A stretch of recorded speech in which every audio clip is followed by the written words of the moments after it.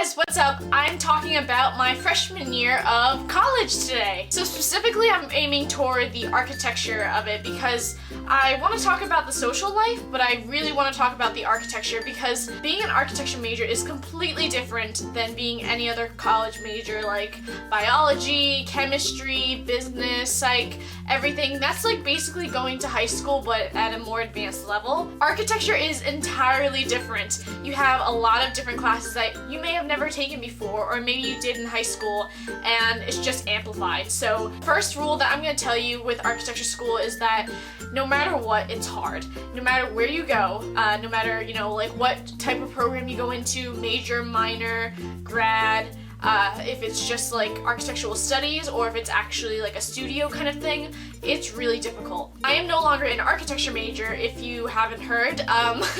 News usually spreads around fast, but I no longer go to Roger Williams University for architecture.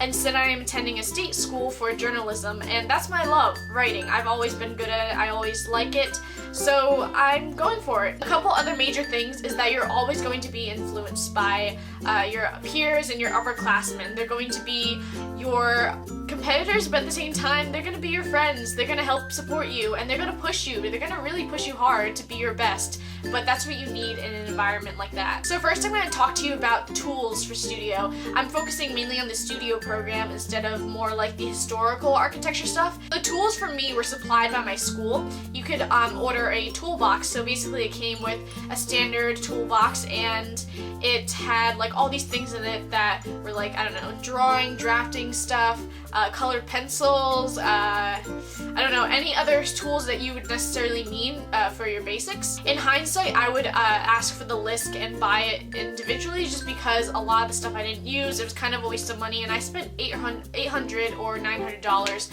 on that kit, and I mean, I don't even do architecture anymore, so I feel like I wasted a lot of extra money. I have to emphasize that you have to lock everything up. Stuff gets stolen. Like, honestly, I know that sounds like really stupid that you wouldn't lock your stuff up, but once you're in an environment that's very friendly and you kind of trust everyone, you tend to not lock up your stuff, you tend to leave it out, or if it's a late night and you're like, I'm coming back in a few hours, a lot of people will go in and steal the stuff. I want to keep in mind that my school is Roger Williams University, so it doesn't necessarily just offer architecture. I know the Frank Lloyd Wright School of Architecture is specifically architecture.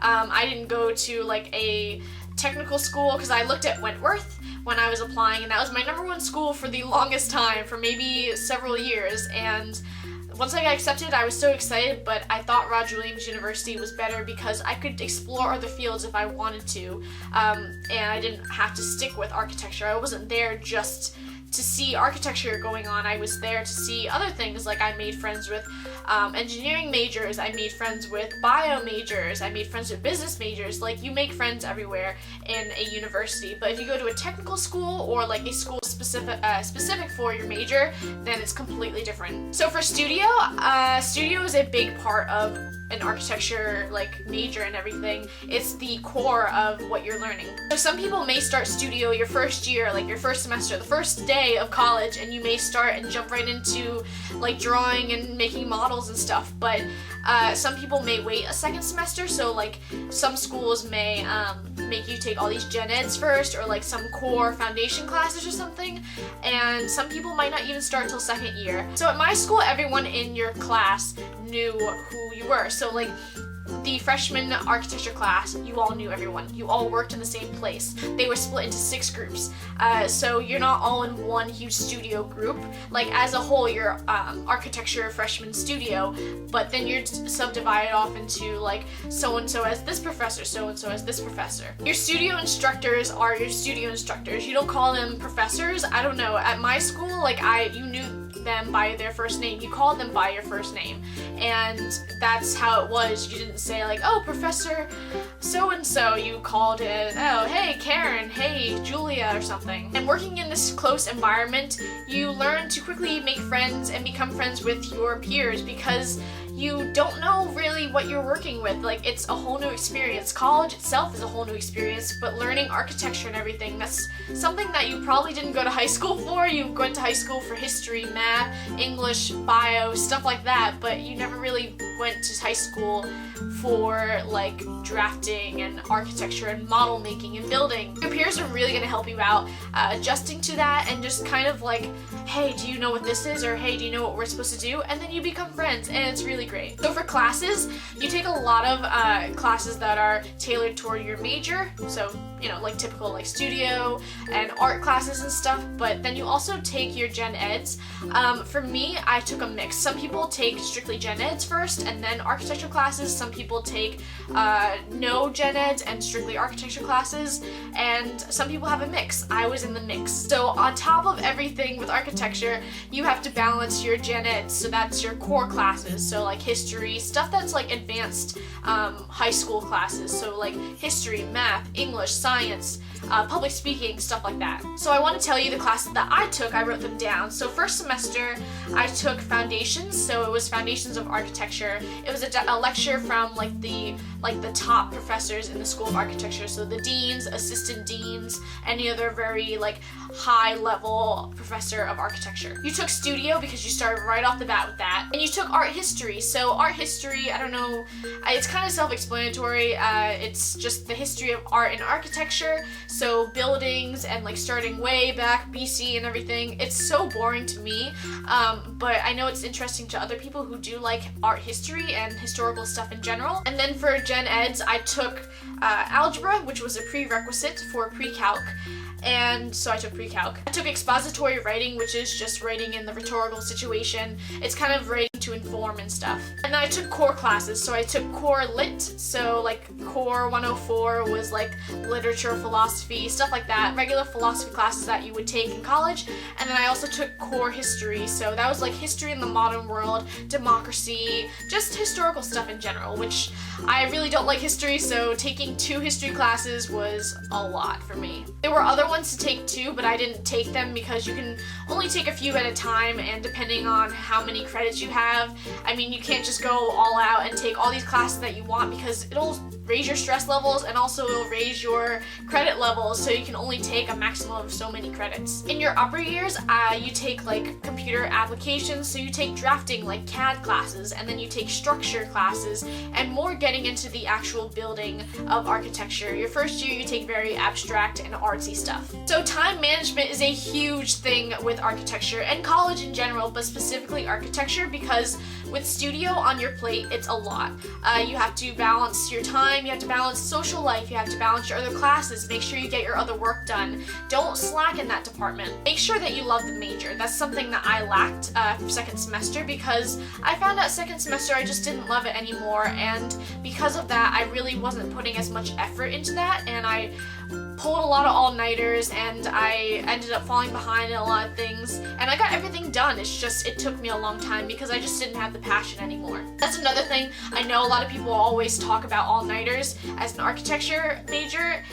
They can happen, but you can prevent them from happening. To prevent them from happening, just get all your work done during your studio time. I mean, I know it's a lot, but honestly, if you can get as much work done, like work very hard during class. I know class can be a social kind of period because you're all together. Try to work as efficient as possible, because the more you work during the day, the less you have to work at night, because then you could get some sleep, and then you could get your other classes done and just socialize and stuff. You can go out and hang out with your friends, and you won't have to worry about studio as much. So just avoid them. You're in control. You're in total control of how much work you get done, how much you procrastinate. I know it's easy to procrastinate. I did it a lot in high school. I did it a lot first semester, but second semester I really buckled down. What helped me the most with time management is making a schedule. So on a little piece of paper, I didn't even use an agenda.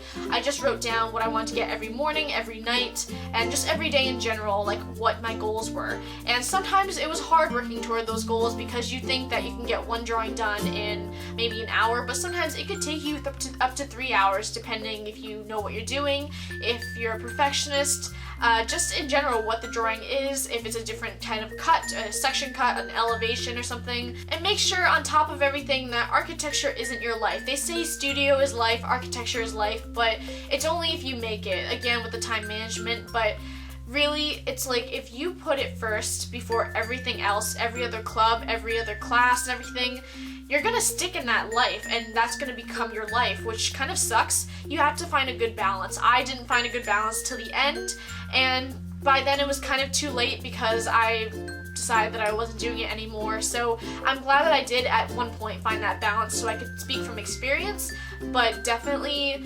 don't go all hardcore on architecture. Make sure to have fun as a college freshman. Make sure to join clubs. I joined several clubs. I joined a lot of diversity things because it was cool. I joined this thing called AIAS, and I think it's countrywide. It's called the American Institute of Architecture Students. It's a branch from the American Institute of Architects, so it's just like a level down. Basically, it's a group that you can get together and talk about architecture, but it's not a lecture. You can have fun things like fundraisers and stuff. You can go to this thing called Forum, which is like you all get together, you get dressed up very nice, and you go and talk in like a huge conference with all these architecture students from all over the country, and you get to express your love for it. So it's really cool. It's different in every part of the country each year, and it's just a cool bonding experience if you really do love architecture. If you know that that's what you want to do, you can speak to some internships and some architecture firms and get yourself known out there.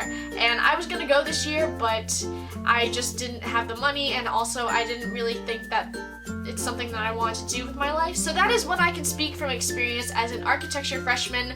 I loved being an archie in the first semester and then beginning of second, but then I began to lose interest. I don't regret it though, because I know now that it's not a direction that I want to go in with my life, and I'm satisfied with what it brought me, because if I hadn't tried it, I would never know. So if you're on the fence, definitely go for it, try it, but don't go to a school like tailored for architecture, because then if you want to switch majors, you might have to switch schools. I really hope that this helped if you are thinking about becoming an architecture major or a landscape architecture major, interior design, something in that realm of building and designing.